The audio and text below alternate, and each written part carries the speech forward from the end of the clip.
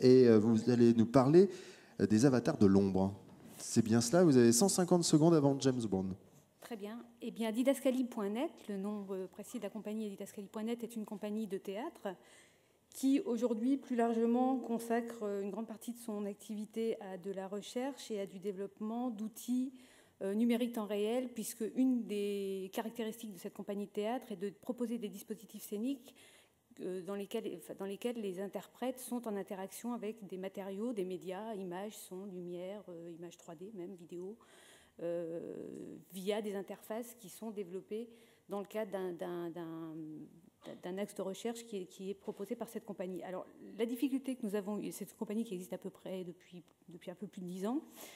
une des difficultés qui a été rencontrée par cette compagnie est de trouver des moyens de financer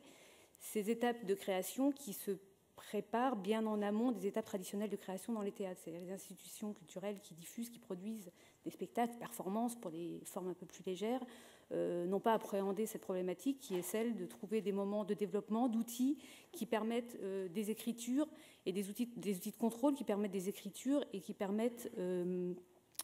de contrôler, de transmettre à la régie des outils qui permettent de contrôler ces outils numériques en réel dans ce domaine particulier du spectacle vivant. Donc il a fallu s'organiser un petit peu différemment et il a fallu trouver des partenaires, notamment des centres de recherche, et c'est Christian Jacquemin du LIMSI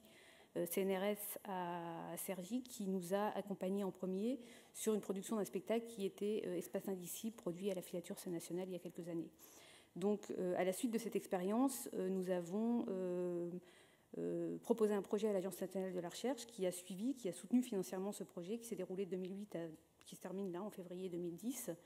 qui nous a permis effectivement de faire tout un travail de développement de ces outils de contrôle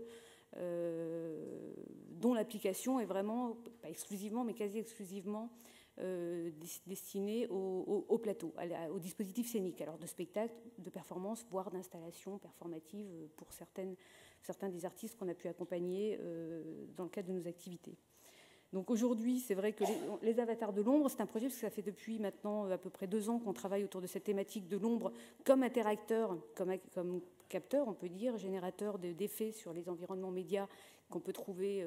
sur un plateau où on va trouver, alors, où du coup on développe quelque chose de l'ordre d'une réalité mixte ou augmentée, je ne sais pas comment on peut appeler ça précisément, mais où on va trouver des médias qui sont des objets virtuels qui vont se surimposer.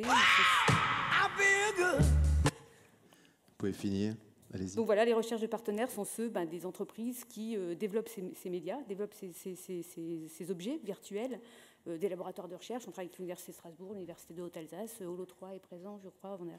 quelques contacts avec eux, et puis de pouvoir diffuser et s'aimer ces compétences et ces projets artistiques qu'on développe.